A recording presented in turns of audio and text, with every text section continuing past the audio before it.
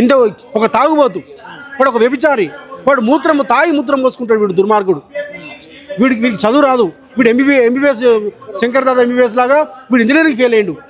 వీడు ఒక సూపర్వైజర్గా స్టార్ట్ అయ్యింది జీవితము. ఇలా వేల కోట్ల రూపాయలు ఎక్కడికి వచ్చినారా మీకు? రాజగోపాల్ రెడ్డికి ఎక్కడికి వచ్చినాయి?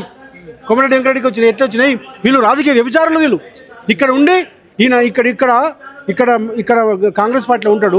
తమ్ముడి కోసం ఆస్ట్రేలియాకి వెళ్ళి ఫోన్ చేసి అందరికీ బీజేపీకి పనిచేయమని చెప్తాడు. బీజేపీకి పనిచేయమని చెప్తాడు. రాజగోపాల్ రెడ్డిని గెలిపిమంటాడు మునుగోడు ఉప ఎన్నికల్లో. ఆయనేమో 18,000 కోట్లు నాకు ఇచ్చానని చెప్పేసి టీవీ9 సాక్షిగా రజనీకాంత్ దగ్గర ఆయన ఒప్పుకుంటాడు. కాబట్టి ఈ రకంగా ఇట్లాంటి ఒక రాజకీయ వ్యభిచారులు వీళ్ళు నిజాయితీ లేనటువంటి వాళ్ళు, ఒక దుర్మార్గంగా ఒక నియంత్రిత వైఖరితో ఉన్నటువంటి వీళ్ళు కాంగ్రెస్ పార్టీ ఉండడము మేము ఒకటి డిమాండ్ చేస్తున్నాము. రాహుల్ గాంధీ గారికి, రేవంత్ రెడ్డి ముఖ్యమంత్రి ఒకటి డిమాండ్ చేస్తున్నాం. ఇమీడియట్గా మీరు యాదగిరి యాదవ్ మీద జరిగినటువంటి హత్యాకాండని దానికి ఇమీడియట్గా ఎఫ్ఐఆర్ బుక్ చేయండి. వాళ్ళ మీద హత్యాయత్నం కేసు బుక్ చేసి వాళ్ళని జైల్లోకి పెట్టాలని చెప్పేసి మేము డిమాండ్ చేస్తున్నాము.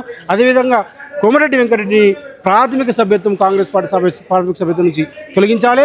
తర్వాత ఆయన మంత్రివర్గం నుంచి బేషరతుగా బర్తరఫ్ చేయాలని చెప్పేసి, అందుకోసమే దీనికి నిరసనగా మీరు వాళ్ళ మీద కేసు పెట్టేంత వరకు, ఏదైతే సందీప్ రెడ్డి మిగతా మరి కోమటిరెడ్డి వెంకరెడ్డి అనుచరులను వాళ్ళ మీద హత్యాయత్నం కేసు పెట్టి వాళ్ళని జైల్లోకి పెట్టేంత వరకు, అట్లాగే ఇతన్ని బర్తరఫ్ చేసేంత వరకు, వెంకరెడ్డిని బర్తరఫ్ చేసేంత వరకు మేము పెద్ద ఎత్తున బీసీ జనసభగా, యాదవ్ సంఘాల తరఫున పెద్ద ఎత్తున బీసీ ఐక్యవేదిక తరఫున అన్ని సంఘాలను కలుపుకొని పెద్ద ఉద్యమం చేస్తా ఉన్నాము.